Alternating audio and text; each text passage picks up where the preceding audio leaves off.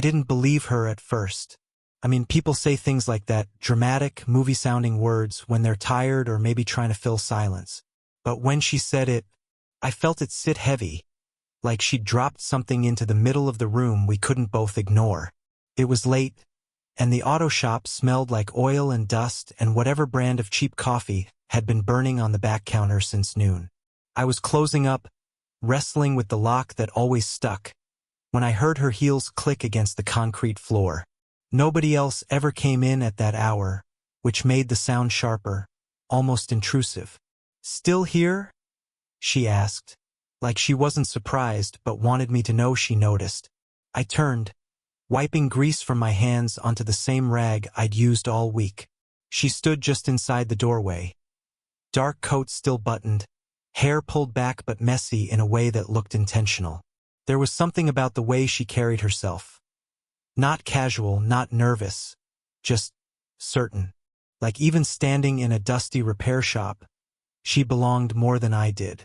"Yeah, Locke's being an ass again," I said, yanking at the metal handle. I tried to sound casual, but my voice came out louder than I meant. She crossed the room slowly, eyes scanning the half-lit counters, the scattered bolts and papers. She wasn't here for a car, that much was obvious. She leaned against the counter where we keep the invoices, fingertips brushing a stack of them like she was reading with her hands instead of her eyes. "You work too late," she said finally, softer this time. I almost laughed, but something in her tone made me stop. She wasn't joking. It felt like a comment meant to stick, the kind you answer wrong if you rush. I shrugged instead. "Somebody's gotta close." She smiled at that. Not big, not wide, but the kind of smile where the corners of her mouth twitched like she was holding something back. Then came the pause. That awful, charged pause where neither of us looked away. Her gaze lingered just long enough for me to notice her eyes weren't one color but shifting, catching light from the overhead bulb. Hazel, maybe, or maybe they just wanted to be both green and brown at once. "You missed dinner," she said suddenly, breaking the silence. I blinked. "What? You didn't eat? I saw you earlier. Coffee cup, no food." She tapped her fingernail against the counter, once, twice, like punctuation. "You can't keep doing that." It shouldn't have mattered, her noticing something so small, but it landed harder than it should have.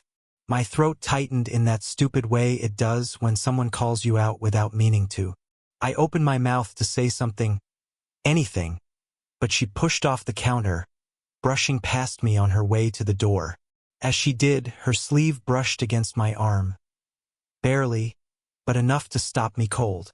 That was it. Just a touch. At the door, she paused, hand on the frame like she might turn back, and said it low, almost casual, but not quite.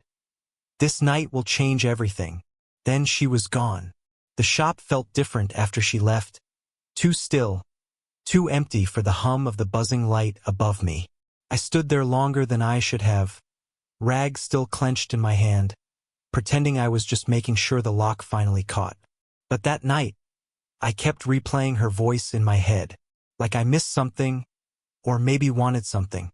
The second time wasn't planned. It never is, right? You think you've tucked the moment away, convinced yourself it was just one of those strange, forgettable slips in time. But then she showed up again. I was hunched over a carburetor at the shop, radio humming some static-filled country station, when her shadow stretched across the workbench. I didn't have to look up. Something about the rhythm of her presence, the quiet confidence in the way she stood, told me who it was. "You shouldn't work with the lights this dim," she said. Her voice carried that dry humor, but her arms were folded, like she was bracing herself. I straightened, rubbing my palm against my jeans, suddenly aware of how dirty my hands were. Didn't know I had an audience. She stepped closer, pulling off her gloves and tucking them into her coat pocket. Her fingers, slender, restless, tapped once against the counter, then stilled. I noticed her nails were short, uneven, not the polished kind you'd expect from a woman like her. That detail stuck with me more than it should have. You said you'd help me with the shelf in the back, she reminded me, and for a second, I felt stupid for forgetting. She wasn't here for me. She was here because she needed something fixed. I grabbed my rag, nodded, and led the way. The back room was cramped, boxes stacked unevenly against the walls. The shelf leaned precariously, screws loose from years of being ignored. I crouched to steady it, and she crouched too, even though she didn't need to. Close enough that the edge of her perfume, something faint, not floral, more like cedar, cut through the sawdust smell. Her sleeve brushed mine again. Accidental. But this time, neither of us pulled away immediately. You look tired, I said before I could stop myself. She blinked, turning her head just slightly, eyes narrowing. That's what you notice? The way she said it wasn't sharp, it was almost a laugh. But her shoulders slumped a little, like I'd caught something she hadn't meant to show. For a second, she looked less like the untouchable woman in control and more like someone worn thin. I fumbled with the screwdriver, pretending I needed both hands. I just meant. Long day? Her mouth opened, then closed. She glanced down at her hands resting on her knees. Small scars ran across her knuckles. Faint, white lines. Not new. She rubbed them absently, like a habit she didn't know she had. The silence stretched. Too long, too heavy for something so simple. Finally, I tightened the last screw and stood. She followed, brushing dust from her coat. But her eyes lingered on me longer than before. There was something unspoken in that look. Hesitation wrapped in curiosity, or maybe the other way around. She looked at me like she wanted to say something, but didn't, and that silence felt louder than words. It was raining that night, the kind that blurs everything behind the glass, streetlights bleeding into long streaks. The shop had closed hours ago, but she was still there, sitting at the tiny metal desk in the corner office. I'd stayed too, pretending to finish paperwork I didn't care about. The rain gave the room a different kind of silence. Not empty, more like muffled, cocooned. She leaned back in the chair, her hair loose this time, falling in uneven waves around her shoulders. A half-eaten sandwich sat abandoned on the desk. She'd peeled the crust away but hadn't touched the bread. You ever feel like you're just waiting for something you can't name? She asked suddenly, eyes on the window. The question wasn't meant for me. Or maybe it was. I shifted in my seat, heartbeat loud enough I thought she might hear. Sometimes, I said, but I don't always know if it's a good thing I'm waiting for. She glanced at me then, quick but sharp, like I'd given the wrong answer or maybe the right one. The air between us thickened. I noticed her hand resting near the edge of the desk, fingers curled slightly, not touching anything. I could see the faint tremor in them, just barely, but enough. For the first time, she didn't look untouchable. She looked breakable. I wanted to say something that might close the gap between what I thought and what I knew. But the words jammed in my throat, too heavy. Instead, I leaned forward, elbows on my knees, and let the silence do the talking. Then her phone buzzed. A harsh vibration against the desk that made both of us jump. The name lit up the screen, Daniel. I didn't ask who he was. I didn't need to. The way her jaw tightened, the way she flipped the phone face down without answering, told me enough. The spell cracked, but not completely. She let out a breath and pressed her fingers to her temples. I'm too old for this, she muttered, more to herself than me. I almost said she wasn't. That she didn't look it, didn't feel it, at least not here, not like this. But the words felt too raw, too dangerous. So I stayed quiet. The rain hammered harder. The office light flickered once, threatening to go out. She looked at me then. Really looked. Like she was trying to read something in my face I hadn't meant to reveal. My hand twitched, moving almost of its own accord. It hovered halfway across the desk, inches from hers. That's when she spoke, her voice firm but trembling at the edges. You should go now. The storm had passed. but the air still carried that damp heaviness that makes everything quieter, like the world is holding its breath. I found myself back in the shop, though I had no reason to be. The floor smelled faintly of rubber and rainwater, the kind that sneaks in under the door. She was already there, perched on the workbench like it was a barstool. Jacket folded neatly beside her. Sleeves rolled up just enough to show the lines on her forearms. She didn't look at me when I came in, just sat there, staring at the clock on the wall that never kept the right time. "You're here late," I said, though it was pointless. "I was here too. Couldn't sleep," she answered. Her voice was low, almost tired, but not in a physical way. Tired in the way people get when they've been holding something in for too long. I leaned against the opposite wall, arms crossed, but it felt defensive, so I let them fall back to my sides. The silence stretched, heavy, neither of us willing to cut it. Finally, I asked, "What are we doing?" The words surprised me as much as they must have surprised her. I hadn't planned them. They just slipped out, raw, unpolished. Her head turned slowly, eyes finding mine. There was no anger in them, no shock either.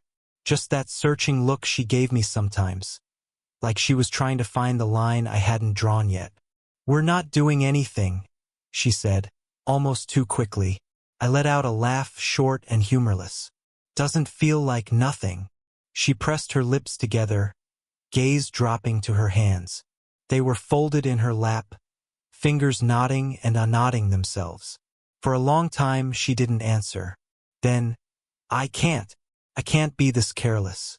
Not now. Not at my age." Her voice cracked, just slightly, but enough to make me feel it in my chest. I took a step closer before I realized I was moving. Close enough now to see the faint shadow under her eyes, the way her pulse flickered at her throat. She didn't move back, didn't stop me, but she didn't close the space either. "I don't want to mess this up," I said, though I wasn't even sure what this was. A friendship? A boundary? A gravity neither of us asked for? The clock ticked unevenly. Outside, a car passed, its headlights slicing through the blinds for a split second before fading. I thought maybe she'd answer, maybe say something to break the weight in the room. But she didn't. She didn't say anything. Just looked at me, like she was already mourning something we never even had. It was quieter than usual that night. No storm, no buzzing light overhead. Just the hum of the vending machine in the corner and the smell of rain still clinging to the air outside. I was sitting on the floor, back against the tool cabinet, when she came in. She didn't say hello, just lowered herself onto the bench across from me, her coat still draped over her shoulders. For a while, neither of us spoke. She unwrapped a peppermint from her pocket, set it on her tongue, then let the crinkled foil rest in her palm like she wasn't ready to let it go. Finally, she asked, "Do you know why I come here?" I shrugged, though the question hooked into me. "Couldn't sleep." Her laugh was short, brittle. "That's part of it, but not all of it." She leaned forward, elbows on her knees, eyes fixed on some point between us. I noticed her hands again, the way she pressed her thumbs hard into her palms, like she was keeping something from spilling out. "I lost someone," she said at last. Her voice was steady, but the words carried a weight that didn't need shaking. "Years ago. Not to death, worse, maybe. He just walked away. One day he was here, the next he wasn't. And I've been—" She hesitated, searching.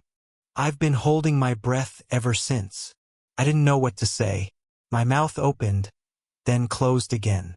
I hated how young I felt in that moment, how little I had to offer against something so heavy. She reached into her coat pocket and pulled out her phone. With a quick swipe, she opened the gallery, scrolled, then held the screen toward me. It was a photo, grainy, sunlit, two people sitting on a picnic blanket. A man, laughing, hand raised mid-gesture, and beside him her. Younger, softer around the eyes, but unmistakably her.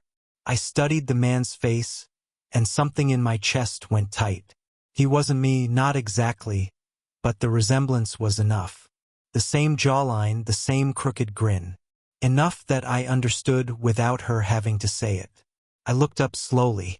She was watching me, her eyes wet but unspilled. "You remind me of him," she said. The words landed like a stone dropped into deep water.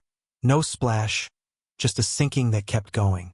I wanted to tell her I wasn't him, that I didn't want to be a ghost she chased, or a mirror she couldn't look away from. But all I managed was a whisper. "Is that why you keep showing up?" Her lips parted, then pressed shut again. She didn't answer right away. She just closed her eyes and drew in a long, deliberate breath, like she hadn't allowed herself to in years. The shop was nearly dark. The overhead switched off, only the soft glow from the office lamp spilling across the floor. We weren't supposed to be there anymore. Closing had come and gone. But neither of us had left. She sat on the floor this time, back against the wall, knees pulled close. Her coat had slipped from her shoulders, pooling beside her, and her hair framed her face in uneven strands that made her look younger, softer. I lowered myself down beside her, close enough that our arms brushed. She didn't move away. No words at first. Just the quiet tick of the wall clock, the faint hum of traffic outside, the slow sync of our breathing. Finally, she spoke. "You shouldn't want this." Her tone wasn't scolding. It was resigned, like she'd already tried to convince herself 100 times. "I know," I said, and I did. Every reason not to was clear, sharper than the silence between us. But I stayed anyway. Her head tilted, eyes fixed somewhere on the floor, as if saying it out loud might make me see the gap she was sure existed. "You're too young. And I'm—" She trailed off, biting her lip before finishing. "Me?" I almost laughed, not because it was funny, but because it sounded so small, so human, from someone who always carried herself like she couldn't be touched. "You think I don't know who you are by now?" That made her glance at me, finally. Just a flicker, but her eyes caught mine and didn't let go. The weight of it pressed against my chest harder than anything she could have said. "I can't promise this won't ruin things," she whispered. "I'm not asking for promises," I said, quieter still. "Just this. Just now." Her hand rested on her knee, fingers curling inward, trembling slightly. I didn't reach for it right away. I let the space breathe, let her decide if she wanted the distance to stay. Then, slowly, I laid my hand beside hers. Not touching, just there, open. For a long time she didn't move. The clock ticked on. A car door slammed somewhere down the street, and my heart beat so loud I thought she'd hear it. Then, with a hesitation that felt heavier than any yes or no, she slid her fingers into mine. Not tightly, just enough to anchor us both. We sat like that, pressed against the wall, the rest of the world kept outside. No confessions, no declarations. Just two people finally stopping the fight against what had been pulling at them all along. She leaned her head back, closing her eyes, and for once she didn't look guarded. She didn't look like she was waiting for something to break. She didn't say she loved me, but she let her guard down, and that was louder than any "I love you" ever could be. I'm telling this now from a distance. Not years, but far enough that I can see the edges more clearly, like stepping back from a painting. At the time, everything was too close, too sharp, too overwhelming. What I remember most isn't a kiss or a confession. It's the silence. The kind we sat in without running from it. The kind that used to scare both of us, but eventually became the place where we finally breathed. I used to think love was supposed to arrive with fireworks, loud and certain, like all the songs promised. With her, it came like a crack in the armor. Slow, reluctant, fragile. She never once said the words, and I never forced them out. But in her pauses, in the way she let me see her tired eyes, her scars, her hesitation, I understood more than any declaration could have given me. She changed me, not in the dramatic way people brag about, but in the quiet way that lingers. I started noticing details more, the way hands shake when someone hides their grief, the way people carry losses like invisible weights. She taught me that loving someone isn't about fixing them or filling in what's missing. Sometimes it's just about sitting beside them in the dark, making sure they know they're not alone. And her? She softened. Just a little, but it was enough. She stopped folding into herself so tightly, started letting people in, me yes, but others too. The world didn't feel like something she had to hold her breath against anymore. I watched her laugh one afternoon, unguarded and full, and it struck me that maybe that was the closest thing to love she could give. We didn't become some perfect story. We didn't erase the years between us, or the history she carried, or the awkwardness I still felt sometimes. But we learned something better, that not everything broken needs fixing, and not every love has to fit into a shape people recognize. Sometimes it's enough to know you were seen, really seen, and that someone else didn't run from what they found. I still hear her voice sometimes, that first night in the shop, saying, "This night will change everything." Back then, I didn't know what she meant. Now I think I do. It wasn't about crossing lines or breaking rules. It was about allowing space for two lives to touch, however briefly, and be changed by it. And that's what happened. We changed each other. Quietly, irreversibly. She didn't say she loved me, but she didn't have to.